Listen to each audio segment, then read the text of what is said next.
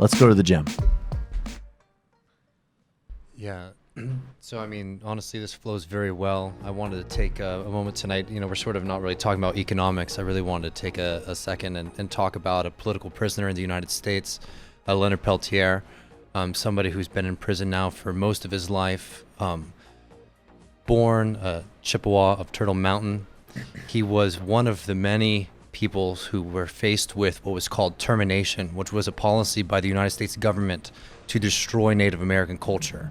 And this is in the 40s and 60s, where people were sent into boarding schools where they were told they are no longer allowed to speak their own language. They're no longer allowed to practice their own traditions, and they were all forced to practice Christianity.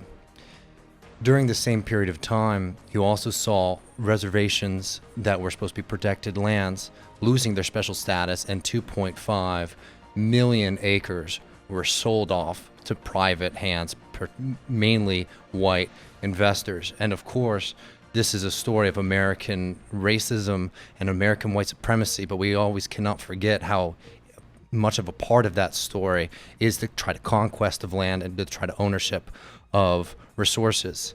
So Leonard Peltier, as many other people in his generation, grew up through this horrible moment where they were sort of taken out of their own history.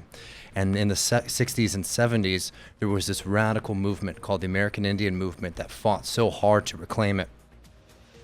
And they had many, many victories, many trials, many difficulties. We can't go into the entire history of it here, but we definitely should in the future. But just to hit a couple of quick highlights, there was the occupation of Alcatraz, which by treaty laws belonged to Native peoples, and they reclaimed that land. There was also a massive movement called the Trail of Broken Treaties. And that was a march across the United States that culminated in occupation of the Bureau of Indian Affairs. They actually came in and they took over the government building. And inside of that government building, they discovered documents that the United States government had been sterilizing Native women, not just in the past, but right then. So you have to understand the moment of history that we're going to get into that led to Leonard Peltier's false trial and imprisonment and his continued status as a political prisoner. So the U.S. government was so furious about this movement because they were forced to concede to demands of Native peoples. They were forced to change their policy. They wanted revenge, and there started to become more and more violence. Just a few weeks later, a young Native American activist, Leonard Peltier, was in Milwaukee, where he was approached by two police officers who beat him brutally in the bar and then tried to frame him for murder. He escaped and went to Pine Ridge Reservation. Pine Ridge Reservation was a literal war zone at that time, and the American Indian Movement had been requested by Native American peoples to come in and protect people from Dick Wilson, who was the chairman of Pine Ridge, but it was very much associated with the U.S. government, and it was not a part of the American Indian Movement or the more radical movements for people's rights. He had his own paramilitary force called the Goons, who were the guardians of the Oglala Nation, and they were beating and murdering people in the streets. This is the beginning of what was called 64 Native peoples were killed over the next period of a few years, and there were no investigations into their deaths. So this was a tragic and very serious situation that was going on. During this period of time, two FBI agents go on to Pine Ridge to investigate somebody who had stolen a pair of cowboy boots, leather cowboy boots, and they drove up onto a ranch where there were American Indian Movement members. There was a shootout, and these two FBI agents were killed. A few people escaped. Leonard Peltier was one of them. Leonard Peltier went across the border to Canada. And then there was a trial for those who weren't able to escape. That trial was a tragedy of justice. The FBI was putting snipers on top of the courthouse, warning the jury that there was going to be an assassination attempt, there's going to be terrorist attacks, and those people were all acquitted because people recognized that the FBI and the United States government were trying to have a show trial.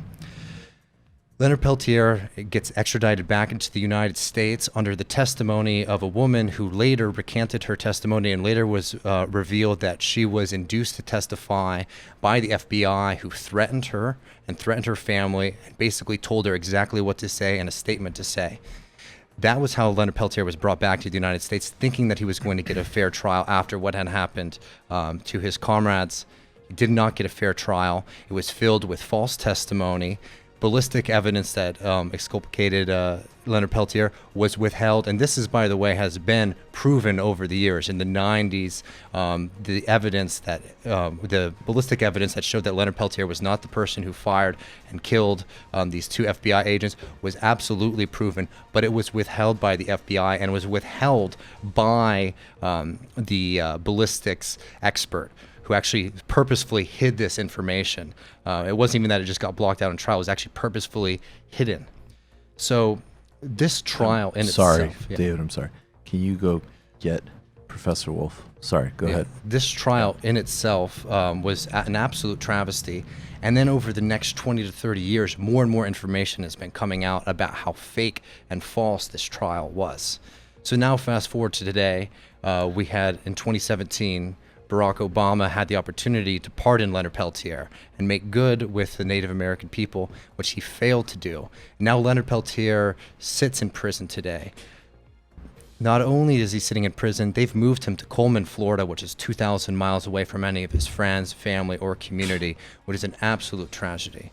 And I think it's really important that people recognize the history of the American Indian movement and how radical it was and how serious we need to be as socialists if we want to talk about changing this country, that righting the wrongs and injustices that have been done to Native peoples is a huge part of that. What happened to Leonard Peltier is not just a case of an individual having an injustice done to him. It was the injustice, and it was a collective punishment against the people who were standing up for their own human rights, their own basic rights, and a reactionary government that was afraid of that. So I would just say that in this next forum that's coming up in August, where Bernie Sanders, the first major Native American forum for Democratic presidential candidate, Bernie Sanders should very loudly come forward and say that as president, he would free Leonard Peltier. Because we need to put pressure on this issue, not just for Leonard Peltier's personal freedom, but to also start to repair the wounds of a horrible history of settler colonialism and abuse to our Native American brothers and sisters. Okay, I remember I found out about Leonard Peltier. There was a really stupid movie made in the 90s. I mean, I shouldn't even say it was stupid. It tried to highlight these issues. It was a Val Kilmer movie.